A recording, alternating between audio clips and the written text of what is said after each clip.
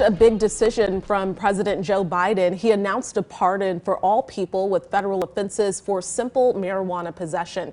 According to the senior White House official, more than 6,500 U.S. citizens from 1992 to 2021 were convicted of simple possession of marijuana under federal law. So we wanted to get some insight on this decision. Joining us this afternoon is Morgan Fox with the National Organization for the Reform of Marijuana Laws. Morgan, thank you so much for being with us. Thanks for having me.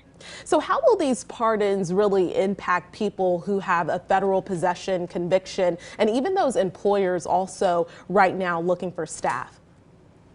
Well, aside from the potential threat of incarceration, which is really pretty rare when it comes to federal simple possession charges, there are a whole slew of collateral consequences that can dog people throughout the course of their lives and prevent them from living up to their full potential and being productive members of society.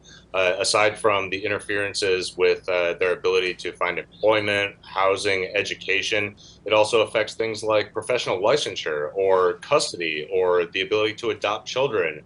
The list goes on and on.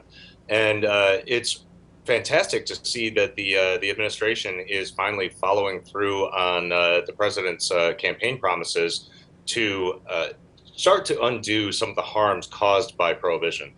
Now, we know the Biden administration is calling on governors to issue state-level pardons.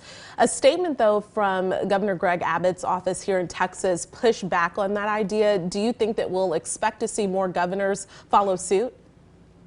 Well, there are already nearly 24 states that have either gubernatorial orders or legislation that specifically is designed to expedite and facilitate the expungement of low-level cannabis offenses and convictions.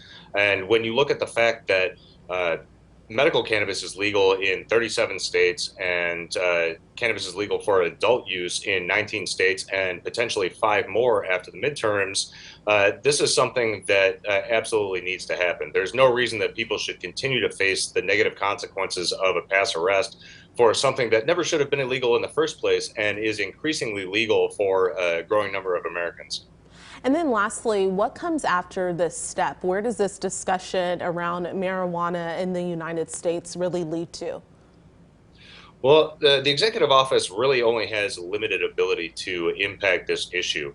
The real weight of it lies on Congress, as well as on state legislators. This is a great first step, but hopefully it will incentivize Congress to prioritize this issue in a way that will allow us to see federal descheduling that allows states to chart their own paths and also encourage states to enact modern, sensible cannabis policy reforms to regulate this substance in a manner somewhat similar to alcohol instead of wasting resources punishing people for a substance that is safer than alcohol. Okay, Morgan Fox, thank you so much for your time. Thank you.